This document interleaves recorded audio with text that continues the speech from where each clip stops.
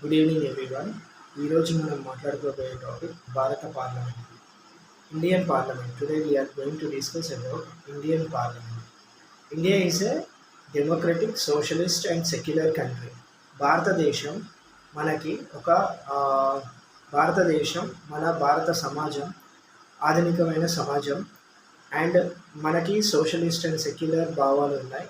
And మనం ఇండివిజువల్గా decisions తీసుకోవచ్చు.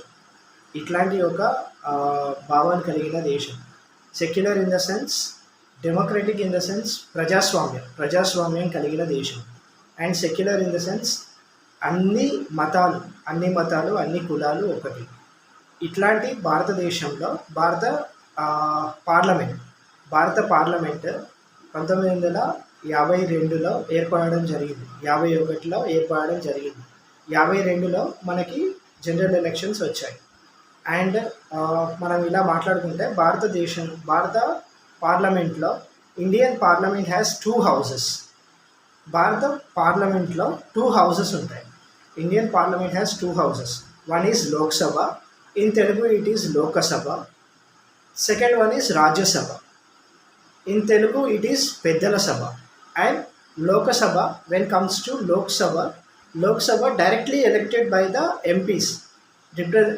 representation Lok Sabha members were represented by directly elected by MPs.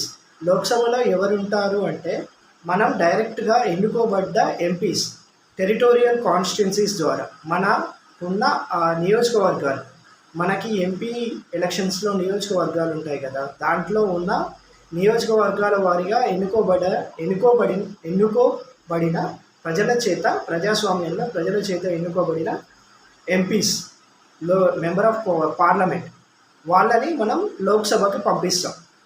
So these persons wear represented from the people to the Lok Sabha. These called Lok Sabha MPs. And in Rajya Sabha that is called పెద్దల సభ.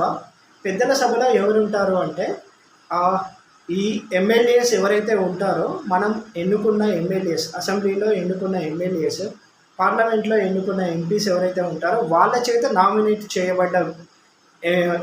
చేత ఎన్నుకోబడి nominate చేయబడ్డ members పెద్దల సభకు పంపించడం జరుగుతుంది. We are elected some MPs to the Rajya Sabha. Some certain percentage of the MPs to the Rajya Sabha every year twice.